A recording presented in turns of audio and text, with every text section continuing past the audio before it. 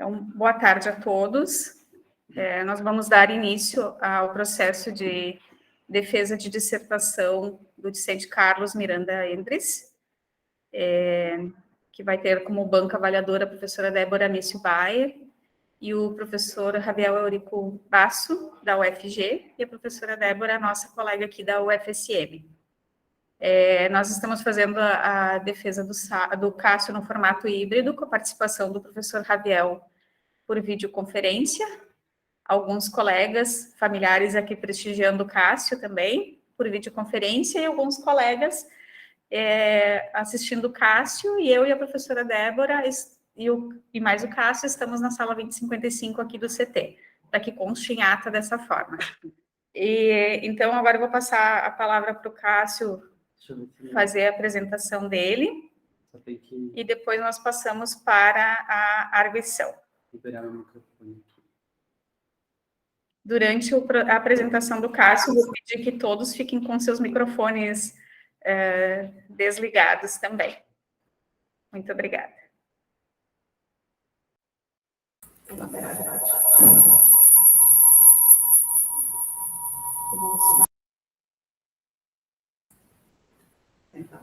Agora não deu, né? Tá. Não. Então, boa tarde a todos. Como a professora Rutineia falou, eu me chamo Cássio Miranda Andres e vou fazer, então, a apresentação da minha dissertação, cujo título é Avaliação do Desempenho dos Dados do MSWeb no Rio Grande do Sul.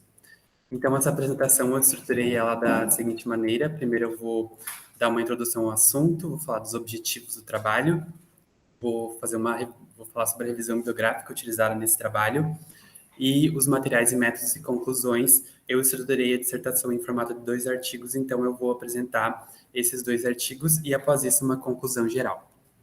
Então, introduzindo o assunto. A precipitação pluviométrica, ela tem a característica de ter uma variabilidade espacial e temporal alta. E, por causa disso, por esse motivo, né, a gente tem certas dificuldades para fazer um monitoramento com precisão e homogeneidade que consiga, então, captar toda essa variabilidade espacial. Para isso, a gente precisa, então, de uma rede de monitoramento pluviométrico que seja ampla, homogênea, que esteja bem distribuída num território. E, no caso do Brasil e do Rio Grande do Sul, essa rede de monitoramento tem a característica de ser escassa, mal distribuída, por diversos motivos, tanto com relação a restrições financeiras, quanto relacionados aí a datas de instalação dos pontos de medição, né?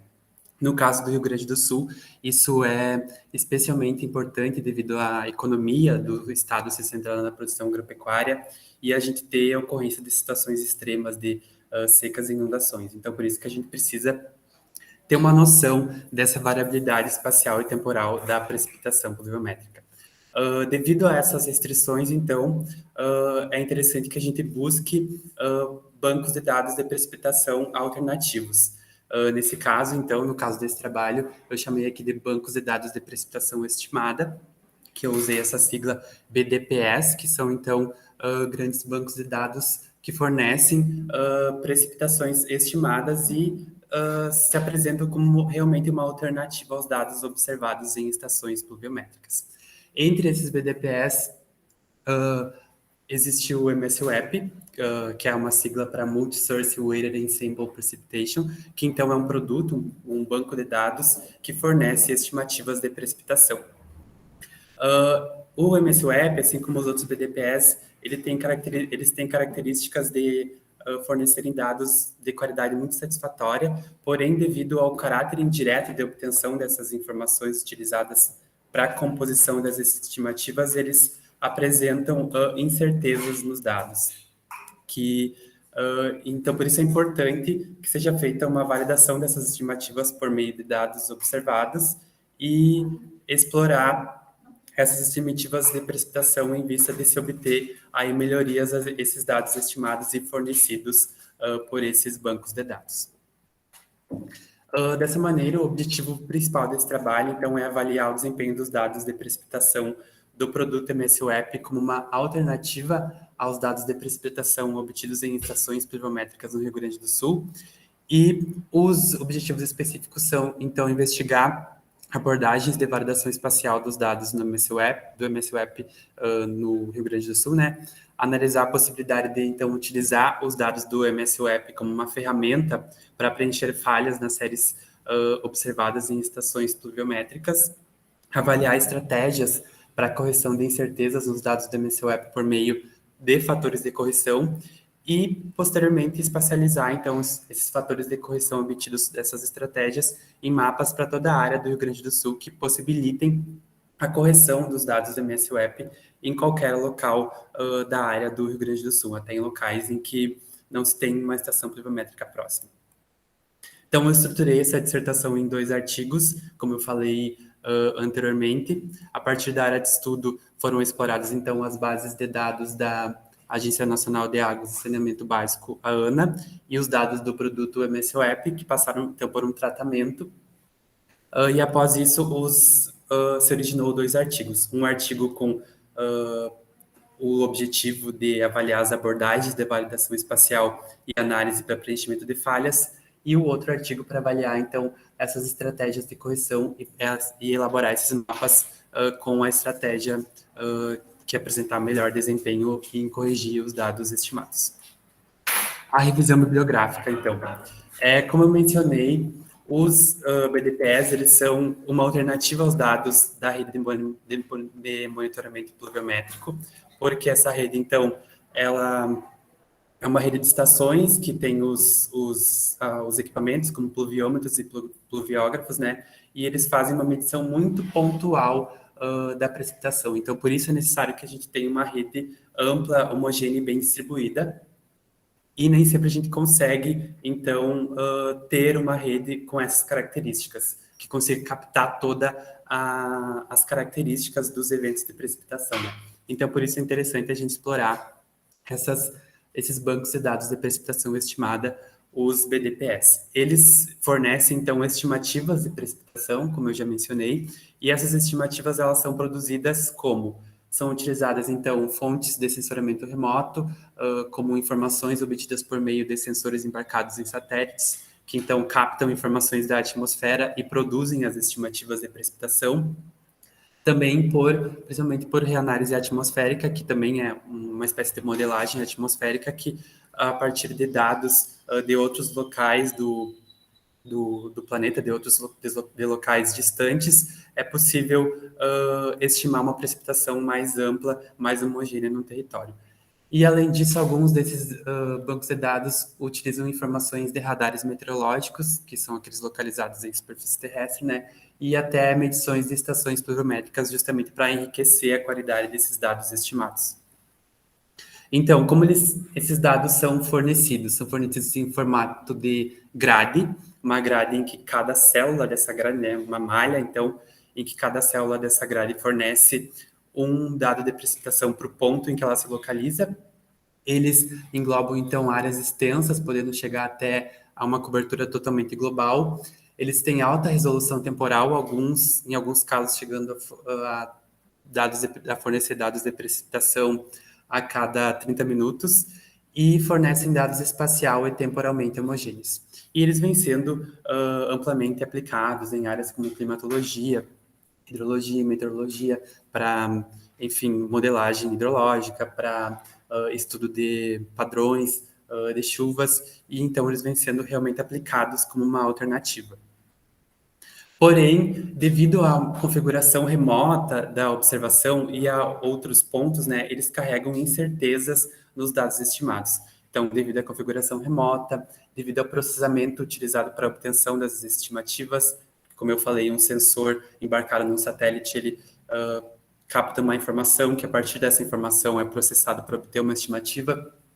Devido também à amostragem espacial e temporal entre sensores, né, para a produção dos dados estimados, devido também aos modelos utilizados em reanálise atmosférica que acabam carregando uma certa incerteza.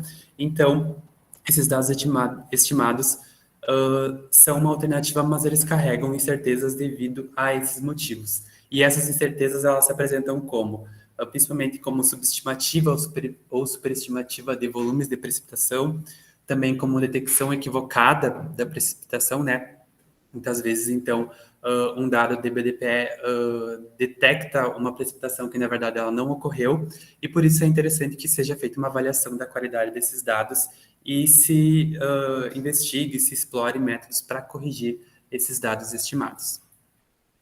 Sobre o MSWAP, que é o produto, né, desse estudo, ele se destaca por ser uma combinação por utilizar uma combinação de informações de diversas fontes, e ele é considerado inovador por ele ter uma cobertura espacial totalmente global, que considera até aí áreas dos oceanos, né?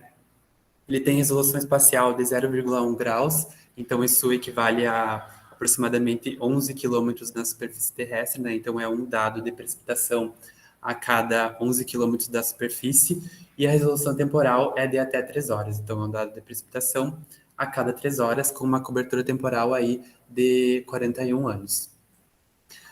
Ele apresenta, então, resultados muito satisfatórios e adequados quando comparados com dados de estações pluviométricas e é superior a outros BDPS, porém ele também carrega incertezas dos dados devido a essa maneira indireta de obtenção. Então, com relação ao artigo 1. O título do artigo 1 é o seguinte: Produto MSWAP, avaliação da qualidade e utilidade para o preenchimento de falhas em séries de precipitação diária no Rio Grande do Sul. Introduzindo, então, está bem relacionado com o que eu já falei, né, da necessidade da base robusta de dados, atrelada às limitações dos equipamentos, e então os BDPS são uma alternativa de dados, porém eles carregam essa incerteza, né. E os objetivos desse artigo estão conectados, então, com os objetivos, com 2 objetivos específicos da dissertação, né, que é avaliar a qualidade dos dados do produto MSWAP no Rio Grande do Sul, utilizando os dados observados, obtidos em estações pluviométricas em base de área como referência, e dessa forma, então, avaliar diferentes abordagens para a validação espacial desses dados do MSWAP e analisar para da utilização dos dados como alternativa para preencher falhas em séries de dados de estações pluviométricas. Materiais e métodos desse artigo, então. A área de estudo, como eu falei, é o Rio Grande do Sul, que é o estado mais ao sul do Brasil e tem uma economia fortemente associada ao setor agroindustrial, com cerca de 30% do valor final do PIB, então, do estado, né? Dessa forma, uma parte considerável da economia depende diretamente do clima, do regime de precipitação, da disponibilidade hídrica.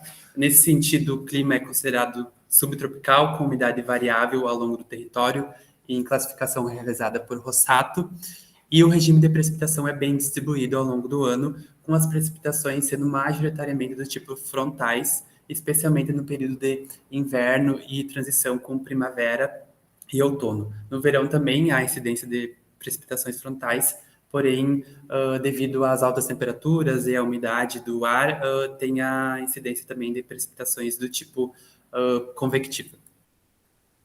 Os dados de precipitação utilizados, então, eu já mencionei quando eu falei da estrutura da dissertação, né? Foram utilizados os dados das estações pluviométricas coordenadas pela ANA, obtidas do Banco de Dados Hidroweb, e foram obtidos, então, em base diária, que eu considerei como, como precipitação diária observada. Quando eu me referi à precipitação diária observada, eu estarei me referindo a esses dados das estações pluviométricas. Os dados da grade do MSWAP foram obtidos por meio desse link aqui, né? E foram obtidos dados com resolução temporal de 3 horas, que foram acumulados para precipitação diária, que foram, então, chamadas de precipitação diária estimada. Com relação ao MSWAP, foi utilizada a versão 2.6, com resolução espacial de 0,1 graus. Para a área de estudo, para a área do Rio Grande do Sul, foram obtidas, então, 2.624 células, que é essa malha aqui quadriculada, e foi utilizado, então, o período entre 1º de janeiro de 1979 a 31 de dezembro de 2019, que é o período que o MSWAP fornece esses dados, né? Esse período foi utilizado, então, como período de estudo. Com relação às estações pluviométricas da ANA utilizadas, foram obtidas 540 estações com algum registro de dados na área do Rio Grande do Sul, que são esses círculos vermelhos, porém foram utilizadas 146 estações pluviométricas nesse estudo, que são esses círculos em verde, devido aí aos dados delas, de algumas não coincidirem com o mesmo período do MSWAP, devido a um alto percentual de falhas, que até foi estipulado um teto de no máximo 30% de falhas, porém a gente teve até que selecionar algumas a mais, devido aí a algumas áreas terem ficado sem cobertura de estações pluviométricas. Foi investigada, então, a compatibilidade temporal entre os dados do MSWAP e os dados observados, devido a essa incompatibilidade entre as bases de dados, né? A medição das estações, então, é feita às 7 horas da manhã, no fuso horário UTC-3, e o registro nos dados do MSWAP é realizado nesses horários aqui, às 0, 3, 6, 9, 12, 15, 18 e 21, no fuso horário UTC, né? Então, o MSWAP fornece dados nesses horários aqui, e então foi utilizado cada um desses horários de registro do MSWAP como um horário para fechar um dia de precipitação, e foram selecionadas as precipitações das 24 horas anteriores para acumular esses dados de precipitação e obter uma precipitação diária. Então, eu chamei isso de horário de fechamento diário. Então, cada horário foi selecionado como um horário de fechamento de um dia de precipitação para avaliar qual seria o horário mais adequado como horário para fechar um dia de precipitação dos dados do MSWAP. Além disso, foram avaliadas também alternativas de data para esse volume acumulado diário. Uma que a data se refere à data do horário de fechamento diário, e outra que a precipitação se refere à data anterior, né? Porque, enfim, foram utilizadas as precipitações das 24 horas anteriores, então foi investigado essa questão de qual seria a alternativa melhor de data, se é a mesma data do horário ou se era a data anterior. Aqui eu tenho um esquema, então, de como isso foi feito, né? Aqui no caso da precipitação diária, referente à data do horário de fechamento diário, né? Então, por exemplo, aqui eu tenho as 0 horas UTC do dia DD, né? Sendo o horário de fechamento de um dia, aí foi acumulada a precipitação das 24 horas anteriores, e essa precipitação, então, seria referente a esse dia DD. Isso foi feito para todos os horários. Aqui, então, 3, 6, 9 e sucessivamente para todos os horários de registro do MSWAP. E aqui, então, a outra alternativa que ela se refere à data anterior à data do horário do fechamento diário. Então, da mesma forma, a acumulação das 24 horas anteriores, né, para 0 horas, só que nesse caso, então, ela se referiria à precipitação acumulada, né, diária, se referiria ao dia DD-1. Isso foi feito para cada um dos horários de registro de dados do MSWAP. Além disso, então, como eu falei nos objetivos, né, foram investigadas as abordagens de validação espacial, né, no sentido de quais seriam os métodos mais adequados para a seleção das células de grade do MSWAP que seriam utilizados como dado estimado para comparar com o dado observado, né? Então, isso foi feito no sentido de que aqui eu tenho a estação pluviométrica e qual dado, então, a estação pluviométrica, no caso, com os dados observados, né? E qual dado que eu usaria como dado de precipitação estimada, né? Então, foram utilizadas duas estratégias espaciais, né? Uma que seria feita uma análise direta da informação da célula de grade do MSWAP mais próxima à estação pluviométrica. Então, simplesmente seria selecionada a célula de grade mais próxima do MSWAP e os dados dessa célula aqui seriam utilizados como dado estimado referente a essa estação pluviométrica. E a outra estratégia seria, então, uma análise das informações das 4 células mais próximas, então, circundantes à estação pluviométrica, utilizadas, então, e tratadas para fazer uma análise para a gente obter, então, um dado estimado referente a essa estação pluviométrica, né? Então, uma delas simplesmente a célula mais próxima e outra um tratamento dos 4 mais próximos de maneira a ter uma série de dados estimada para essa estação. Isso foi feito para todas as 146 estações pluviométricas utilizadas nesse estudo, né? Então, dessas duas estratégias foram originadas as 3 abordagens de validação espacial, né? Da célula de grade do MSWAP mais próxima se originou, então, a abordagem de validação espacial que eu chamei de célula mais próxima, e das 4 células de grade do MSWAP circundantes, mais próximas a cada estação, se originou essas duas abordagens de validação espacial aqui. uma que seria a média aritmética, que eu chamei de MA, que seria, então, nada mais que uma média dos dados dessas 4 células aqui, né? E a outra seria a interpolação por ponderação no inverso da distância, que eu utilizei, então, essa equação aqui para tratar os dados das 4 células mais próximas e obter, então, uma série de dados estimada para cada estação pluviométrica. Com relação à análise dos dados do MSWAP para preencher falhas, aqui foi explorado, então, foi analisar, então, os dados do MSWAP em ser uma ferramenta para preencher falhas nas séries de precipitação diária observadas nas estações pluviométricas. Então, a partir das séries de precipitação diária observadas, foram estabelecidas falhas fictícias e essas falhas foram simplesmente preenchidas pelos dados do MSWAP. Então, as falhas fictícias foram feitas por meio de sorteio aleatório, né, em cada série de dados. Para isso foi utilizado esse comando sample do pacote base na linguagem de programação R, que retira então uma amostra de tamanho especificado dos elementos da série de precipitação com ou sem reposição. Nesse caso, foi utilizada a opção sem reposição de elementos, porque não se desejava que uma data se repetisse, né, nesse sorteio aleatório. Aí as proporções de falhas definidas foram de 10, 20, 30, 40 e 50%, e foram removidas a quantidade de elementos referentes a essas porcentagens, né? E foram geradas, então, 5 novas séries de dados, que eu chamei aqui de F10, F20, F30, F40 e F50, que são referentes, então, a cada proporção de falhas. E aí essas falhas estabelecidas, né, foram simplesmente preenchidas pelos dados do MSWAP. Então, por exemplo, se eu tive uma falha estabelecida no dia, digamos, 12 de janeiro de 2008, a precipitação estimada pelo MSWAP naquela data foi utilizada para preencher essa falha.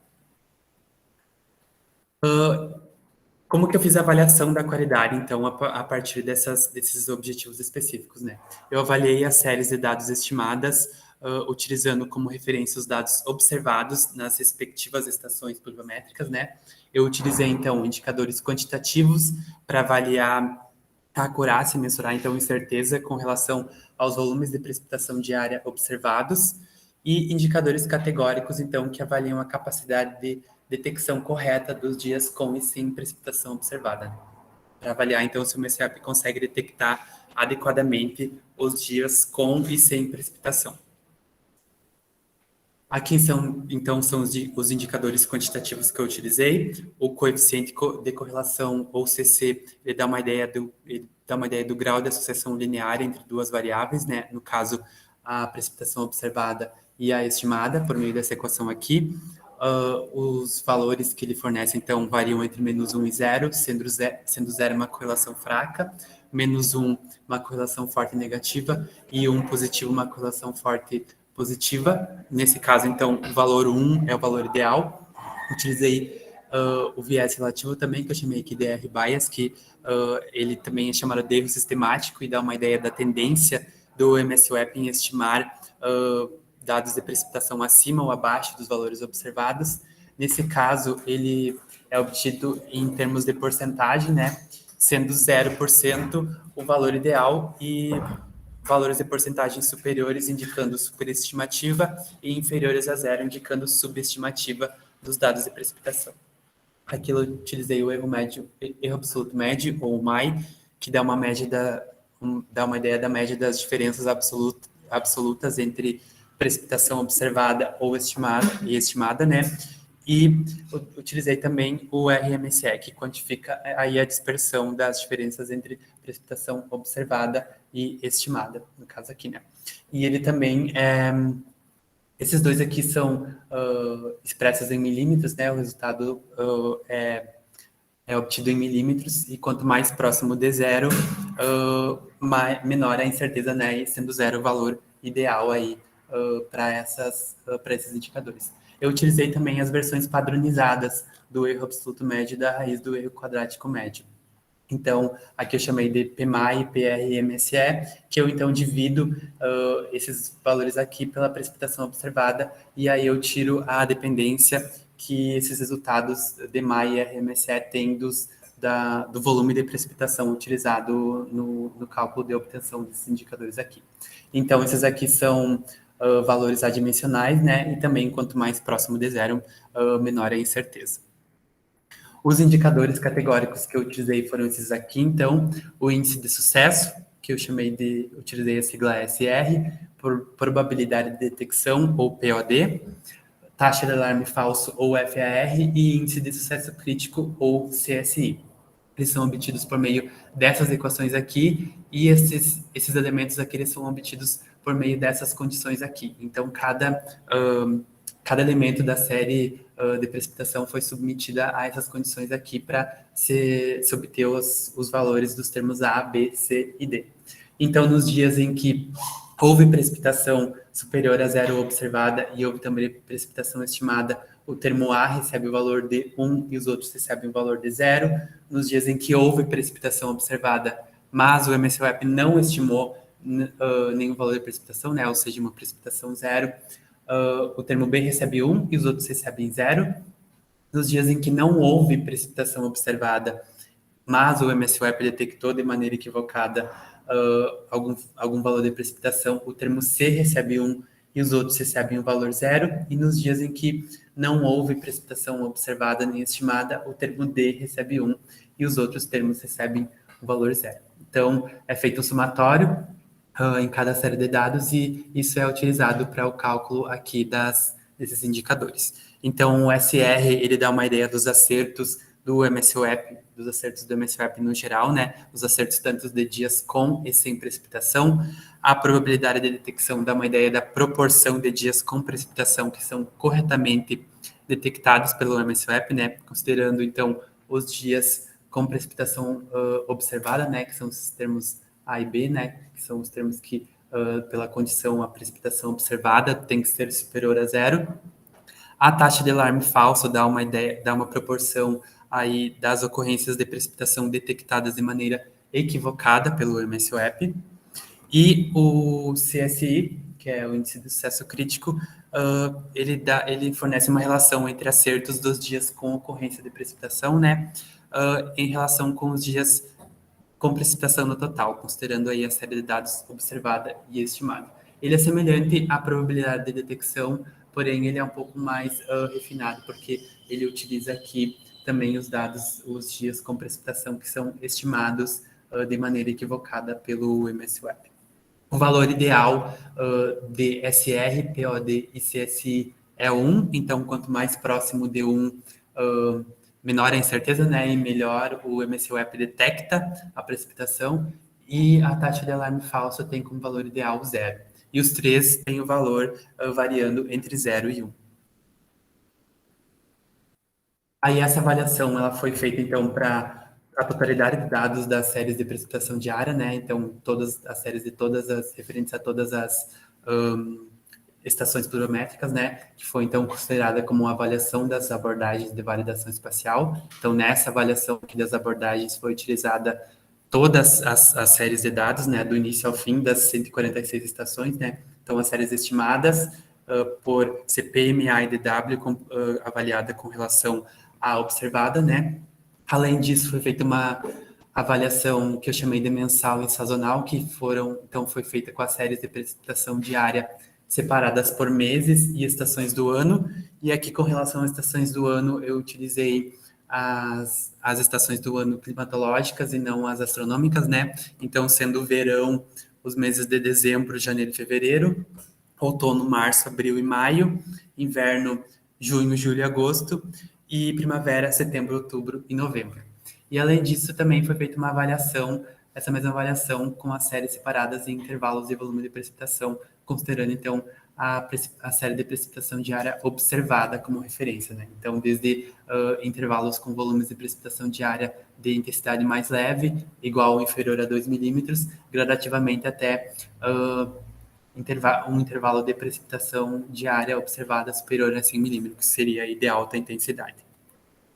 Como é que eu interpretei esses resultados? Então, eu organizei eles por meios de box plots, e eles foram discutidos principalmente em termos da mediana dos resultados devido aos dados de precipitação diária não apresentarem distribuição normal pelo teste de Anderson-Darling a nível de significância de 5%, e além da mediana foram utilizados, então, intervalos interquartílicos, quartil inferior Q1 de 25% dos resultados, quartil superior Q3 de 75% dos resultados, e os valores mínimo e máximo.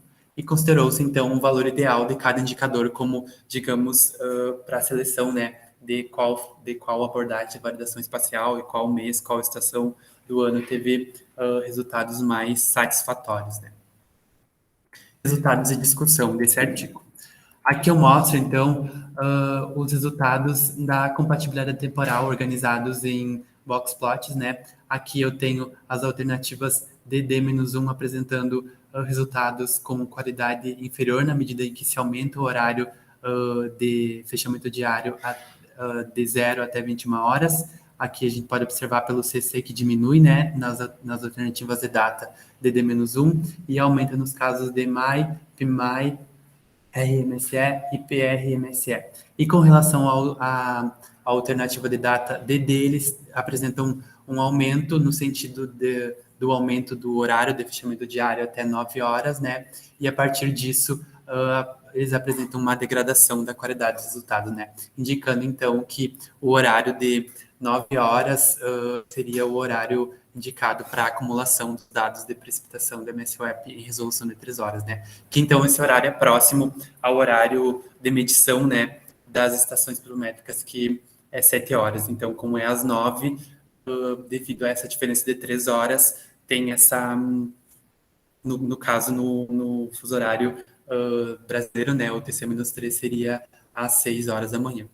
Com relação a R-bias, devido ao próprio método, ele não apresentou diferença entre uma alternativa e outra, e então apresentou os mesmos valores, né? Só alterou entre uma abordagem espacial e a outra. E aqui eu mostro os mesmos resultados de compatibilidade temporal, só que dos indicadores categóricos, que também as alternativas de D-1 apresentaram os resultados de qualidade inferior e apresentando essa qualidade inferior à medida que se aumentou o horário de fechamento diário, né? E nesse caso, as alternativas DD também apresentaram um aumento da qualidade à medida que se aumentou o horário de fechamento diário até 9 horas e, a partir disso, uma diminuição da qualidade dos dados, né?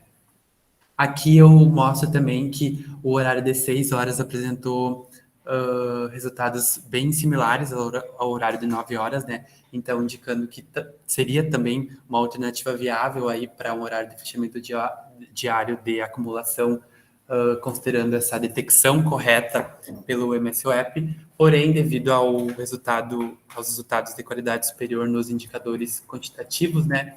E aqui também aos resultados considerando o horário de 9 horas serem levemente superiores, esse horário foi considerado, então, como um horário de fechamento diário mais adequado e a alternativa DD. Então, que a acumulação das 24 horas anteriores se refere à mesma data, o horário de fechamento diário, né? Então, a partir desse ponto, os dados estimados utilizados foram todos utilizados considerando, então, 9 horas como horário de fechamento de um dia para acumulação de dados diários. Oi? Não conheço. Aqui eu mostro os resultados. Aqui eu mostro os resultados da avaliação das abordagens de variação espacial, então, do produto MSWAP, né? Organizados também em box plots das abordagens CP, MA e DW, para os indicadores categóricos, e aqui é uma tabela resumo com a mediana dos resultados, né? Aqui, então, pode-se perceber que as abordagens MA e DW apresentaram resultados de qualidade superior, nesse sentido, né, de análise quantitativa dos dados estimados, né? Então, isso indica o quê? Que essas abordagens MA e DW apresentaram resultados superiores e é interessante se utilizar dados de precipitação circundantes a uma estação pluviométrica para para o dado estimado pelo MSWAP, né? Então, aqui, por exemplo, no caso de CC, MA e DW apresentaram medida dos resultados superior a ACP, R-bias também, elas apresentaram mais próximas de zero, e com relação a MAI, PMAI, RMSE e PRMSE também, elas apresentaram os valores mais baixos de medida dos resultados e até de Q1 e Q3 dos resultados, indicando, então, que essas duas abordagens são mais adequadas para estimar os volumes de precipitação do que a abordagem CP, considerando esses dados do MSWAP, né? Aqui eu mostro, então, dos indicadores categóricos. Nesse caso, a abordagem CP apresentou resultados mais adequados, né? Então, no caso aqui de SR, FAR, CSI, elas ficaram a medida dos resultados, e Q1 e Q3, os resultados também ficou mais próximo do valor ideal. Isso só não foi possível pelos resultados do indicador POD, em que MA e DW apresentaram resultados assim, medindo os resultados levemente superiores com relação a CP, porém nesse caso, né, todos foram superiores a 0,95, que é um valor bem alto, considerando que esses valores desses indicadores variam entre 0 e 1. Aqui eu mostro, então, um exemplo de uma série, de uma estação pluviométrica, né? Eu utilizei essa estação pluviométrica aqui, selecionei um ano de dados e fiz um recorte de 3 meses, mostrando, então, a série observada em linha preta e as séries estimadas pelas 3 abordagens de validação espacial em outras cores, né? Em azul e vermelho e amarelo tracejado, né? Mostrando que em alguns casos elas são muito semelhantes, né? Muito próximas, em outros casos elas já apresentam uma diferença com relação MA e DW com relação à abordagem CP. E aqui eu mostro gráficos de dispersão também desses mesmos dados aqui, né? De 3 meses utilizados nesse caso, mostrando então que com as linhas de tendência linear, né, mostrando que em alguns casos também essas linhas de tendência linear são muito próximas, considerando os dados das 3 abordagens de variação espacial. Em outros casos, uma delas se sobressai com relação às outras. Nesse caso aqui, a DCP ficou mais próxima da linha de tendência, considerando então a série de dados observada, né? No caso, essa linha preta tracejada seria a linha em que a precipitação estimada seria igual à observada. Aqui eu mostro os resultados da avaliação por volumes de precipitação diária. Os destacados em negrito são, então, os valores mais próximos do valor ideal, considerando cada uma dos indicadores categóricos. Então, pode-se perceber por esses resultados que, principalmente, que os intervalos entre 25 e 100 milímetros apresentaram resultados superiores, né?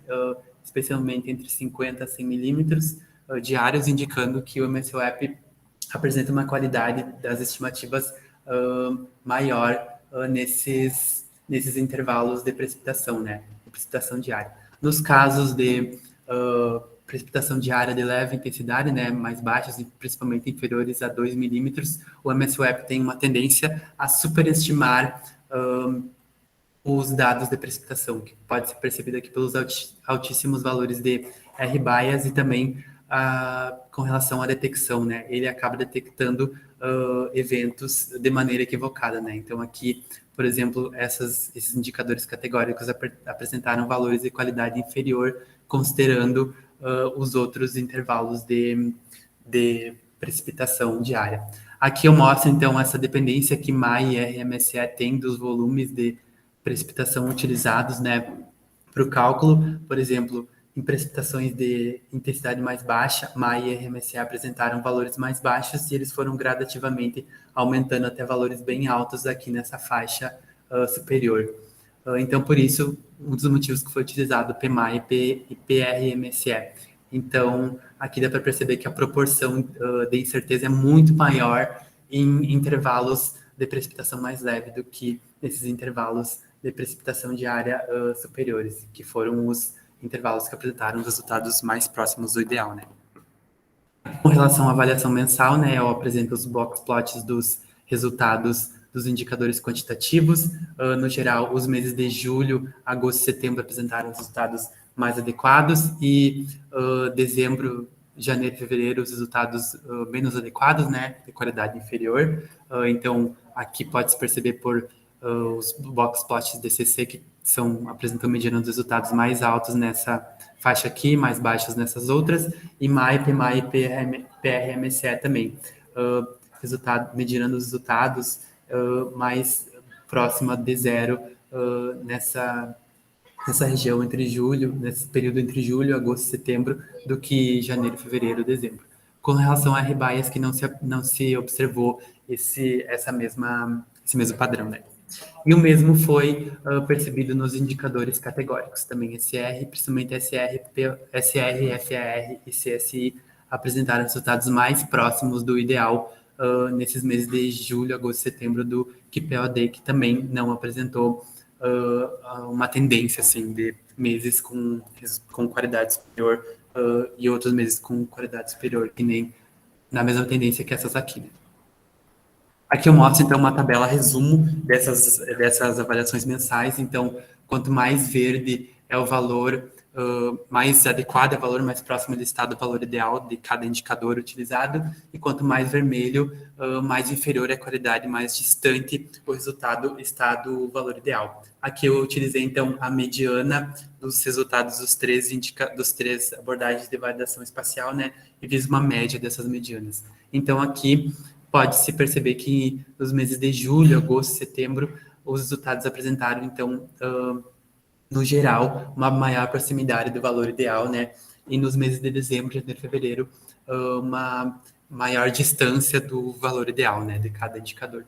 Então, indicando o quê? Que principalmente em meses de inverno e primavera, né, a qualidade dos resultados do MSWAP é superior aos meses de verão. Então, aqui também os resultados dos box plots organizados em box plots, né, das indicadores quantitativos, né, mostrando que no inverno e em alguns casos na primavera ele está mais próximo do valor ideal, né, que mais próximo de zero no caso desses quatro aqui, e mais próximo de 1 no caso desse C. R-bias também não apresentou a mesma tendência tão destacada, mas no caso do inverno, esse intervalo interquartílico aqui dos resultados foi inferior com relação às outras estações. E aqui a mesma coisa nos indicadores categóricos, né? SR, FAR e CSI foram mais próximos do valor ideal, mais próximos de 1 em SR, em CSI, mais próximos de 0 em FAR no inverno do que, por exemplo, no verão, né? Que apresentou os resultados de qualidade inferior. POD também não apresentou uma tendência, da mesma modo que esses outros indicadores, mas da mesma forma todos apresentaram resultados superiores a 0,95. Aqui eu mostro os resultados da viabilidade de uso do produto MSWAP para preencher falhas de precipitação em séries observadas. Então, aqui eu mostro também os resultados organizados em box plots das séries F10, F20, F30, F40 e F50, e aqui eu mostro a série F100, que seria a série totalmente estimada, né? Justamente para comparar como a diferença entre a série observada com dados preenchidos pelo MSWAP e a série estimada. Então, os resultados mostraram aí que a mediana desses resultados diminuiu bastante, considerando até uma proporção alta de falhas, né? E ficou bem mais próxima do valor ideal em todos os indicadores, indicando aí que os dados do MSWAP são interessantes e adequados para serem explorados no sentido de preencher falhas de precipitação em séries observadas nessa região, né?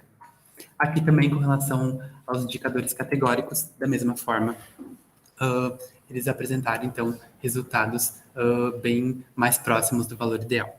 Concluindo esse artigo, a compatibilidade, com relação à compatibilidade temporal, o horário de 9 horas, UTC e a alternativa de D são o horário de fechamento de acumulação diária mais adequado, né? E essa acumulação se referindo à mesma data do horário de fechamento diário. As abordagens de validação espacial MA e DW apresentaram menores incertezas nos indicadores quantitativos, sendo indicadas nesse sentido, né? De quando se deseja uma menor incerteza com relação ao volume de precipitação, né? E a abordagem espacial CP apresentou menor incerteza na detecção correta dos dias com e sem precipitação, sendo indicada aí em estudos que necessitam uma menor incerteza nesse sentido, como, por exemplo, uma avaliação de frequência de dias com precipitação. Em dias com precipitação de baixa intensidade, foi detectada, então foi identificada uma superestimativa da ocorrência de precipitação em maior proporção do que em dias com precipitação de intensidade mais alta, e além disso o desempenho dos dados do MSWAP é superior em meses de inverno e alguns casos primavera, né? Além disso, foi mostrado o potencial dos dados do MSWAP em preencher falhas de precipitação estimada em uma proporção de até 50% de falhas. O artigo 2, o título é Avaliação de estratégias para correção de incertezas nos dados diários do produto MSWAP no Rio Grande do Sul, Brasil.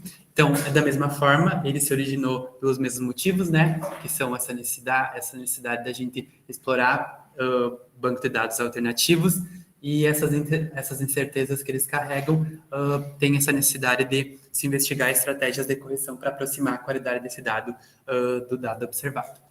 Então, o objetivo é avaliar essas estratégias de correção nas estimativas de precipitação do MSWAP, utilizando os dados observados em estações pluviométricas no Rio Grande do Sul como referência e determinar fatores de correção a esses dados estimados e, após isso, espacializar esses fatores de correção, possibilitando que eles sejam utilizados em toda a área do Rio Grande do Sul.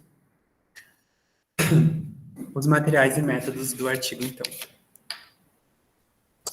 A área de estudo é a mesma, então essas informações eu já falei anteriormente, foi a mesma área de estudo utilizada, toda a área do Rio Grande do Sul.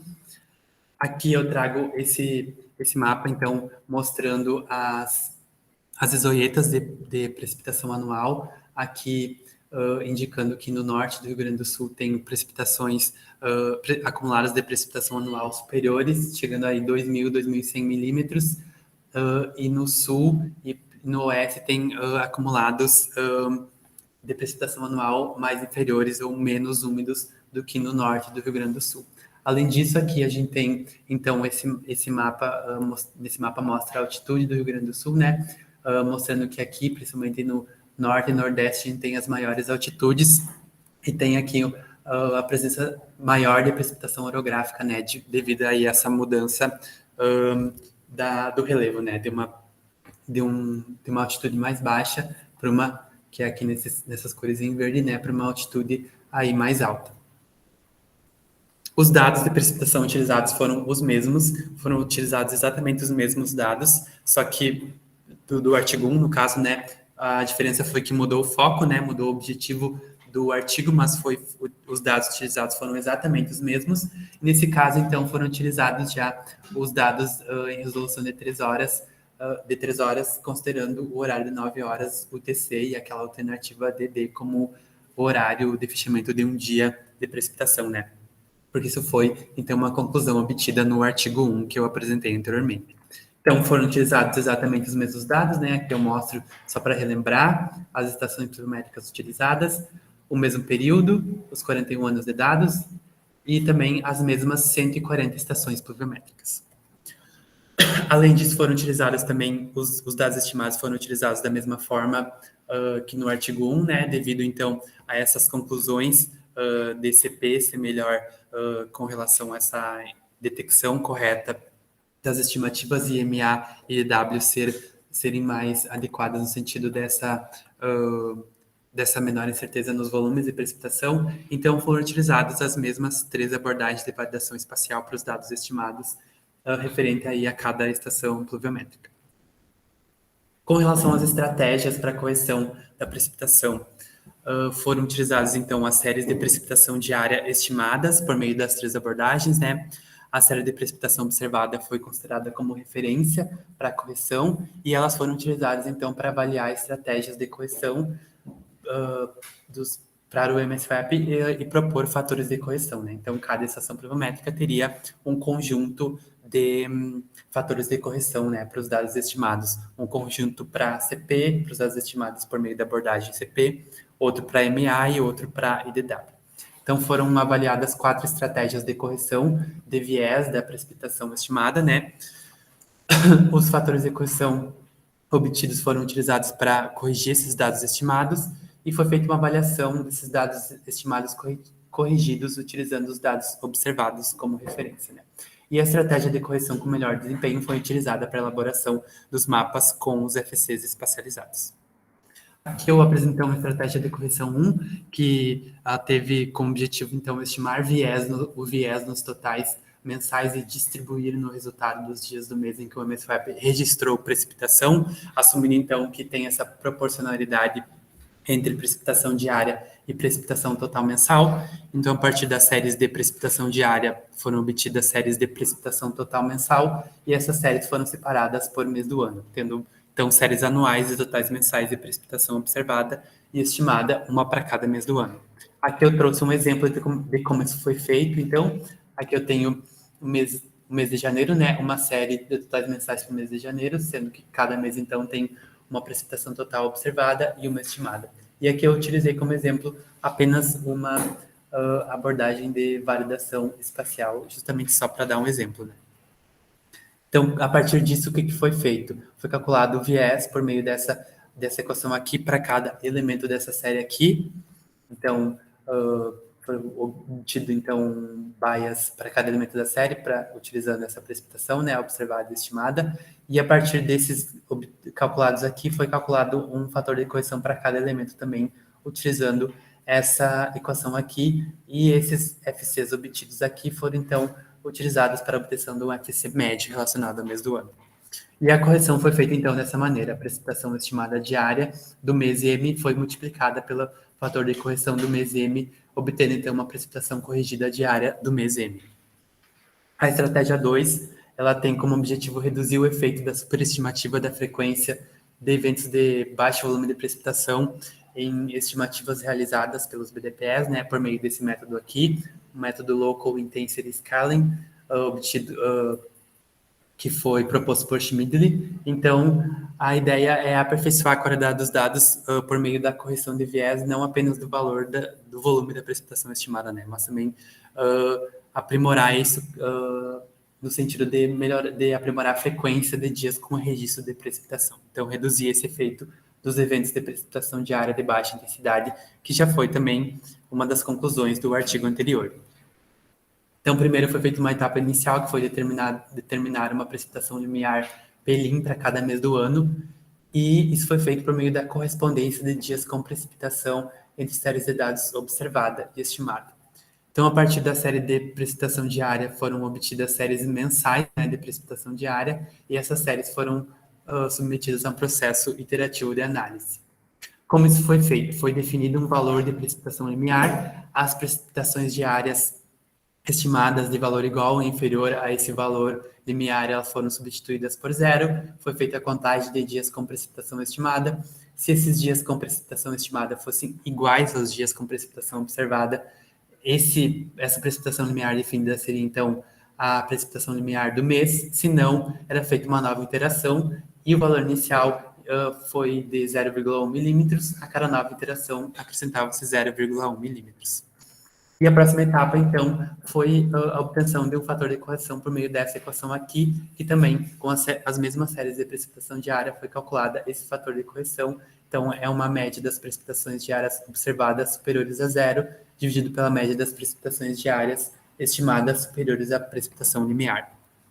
A correção foi feita dessa maneira. Se a precipitação diária estimada fosse igual ou inferior à limiar, seria substituído por zero. Caso contrário, a precipitação diária do mês M seria multiplicada pelo FC do mês M.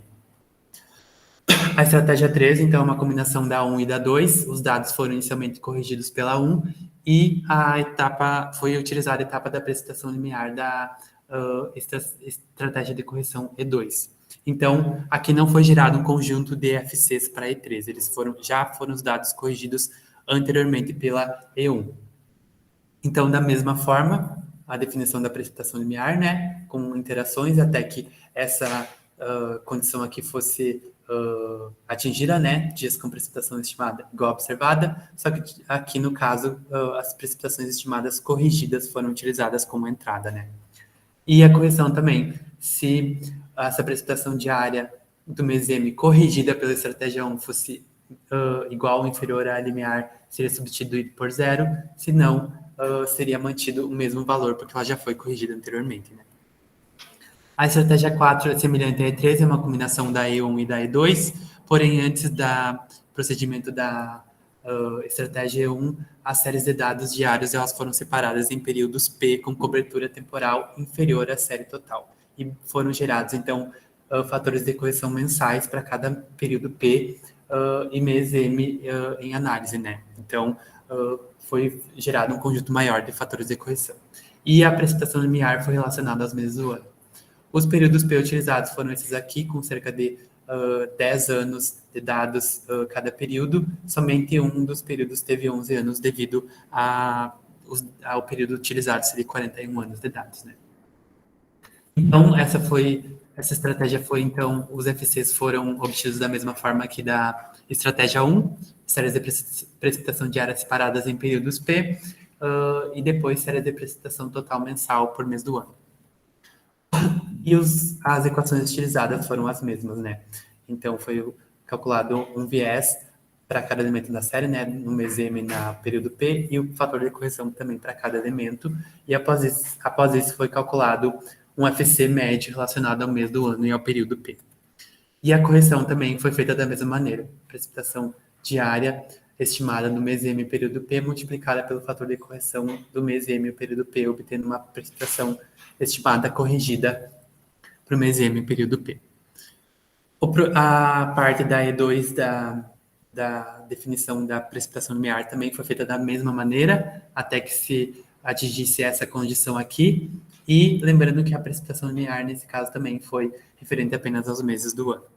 E aqui da mesma forma, a correção foi zero se a precipitação corrigida, né, fosse igual ou inferior a limiar, e mantida se fosse superior a limiar, né.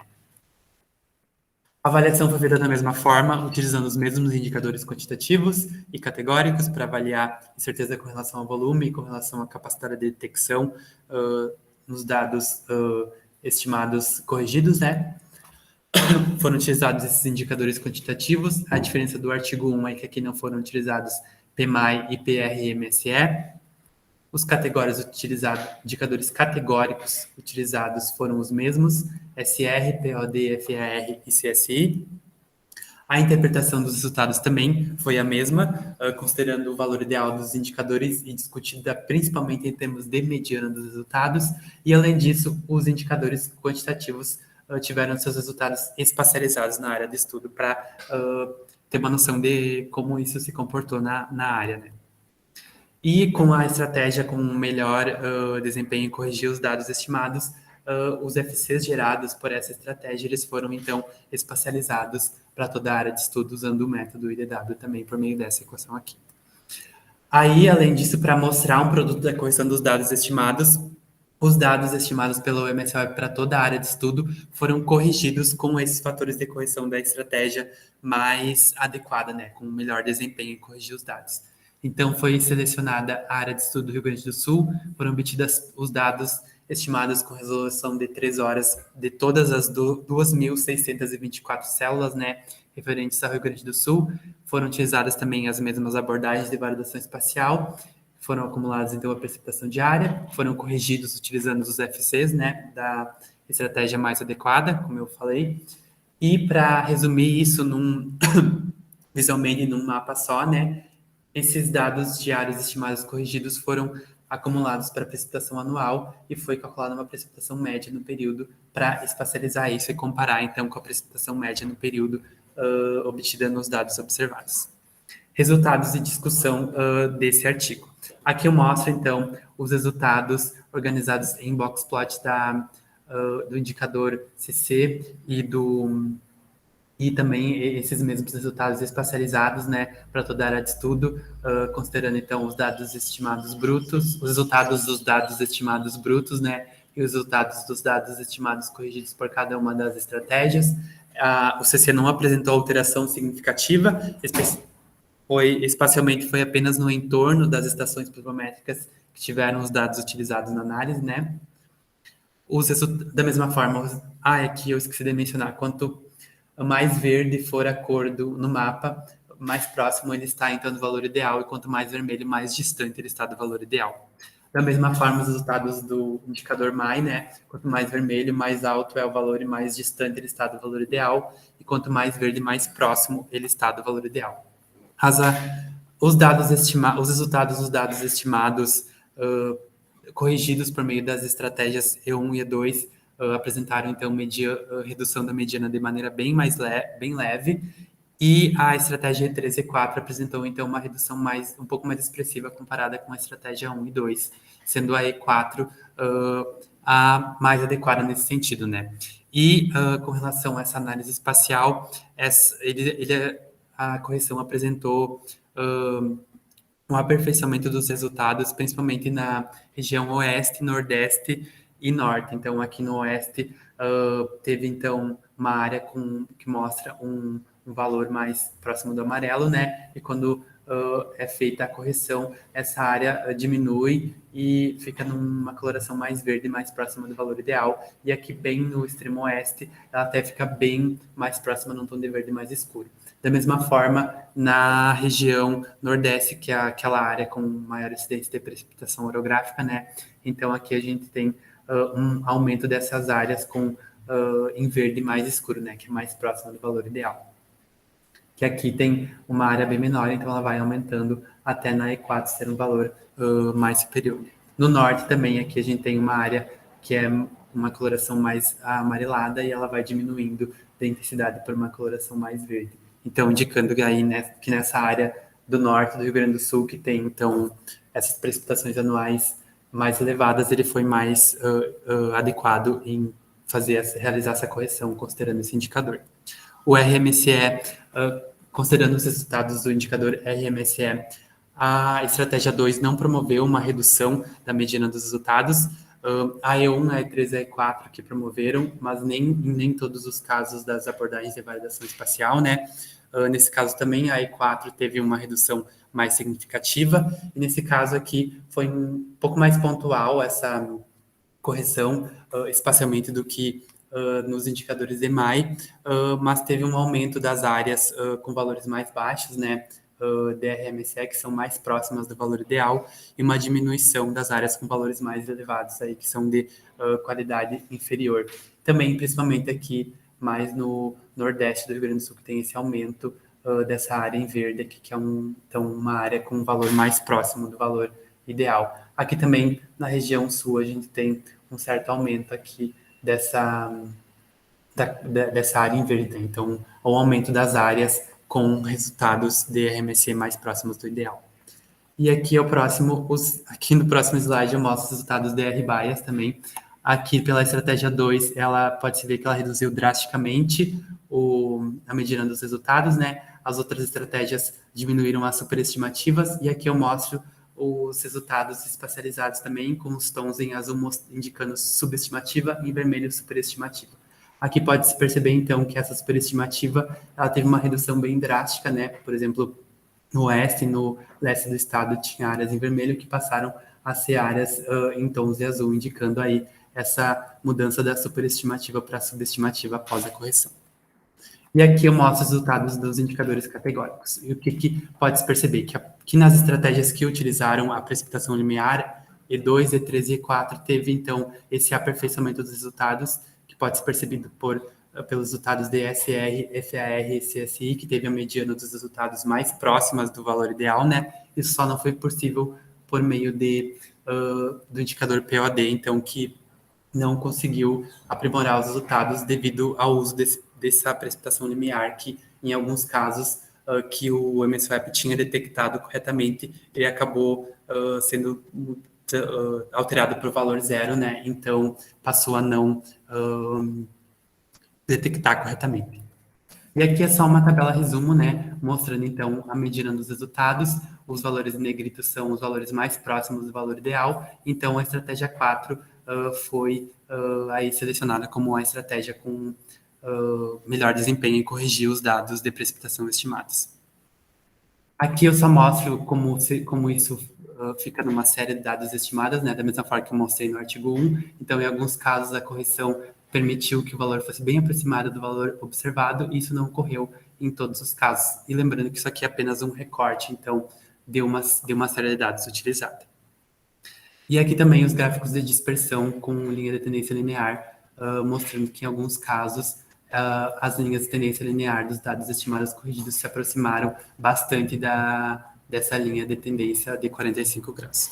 Então, como a estratégia 4 foi selecionada como estratégia mais adequada, foram gerados, então, os mapas espacializados, os fatores de correção, né? Aqui eu trago um exemplo que eu utilizei para ilustrar, né? Então, da abordagem de vida, utilizando a abordagem de validação DW, no mês de janeiro, e esse período aqui só para mostrar, então, que como fica essa espacialização, então, sendo possível pela localização do ponto que se deseja corrigir a precipitação estimada, se obter o valor do fator de correção da precipitação limiar, permitindo aí que ele seja corrigido em qualquer ponto, né?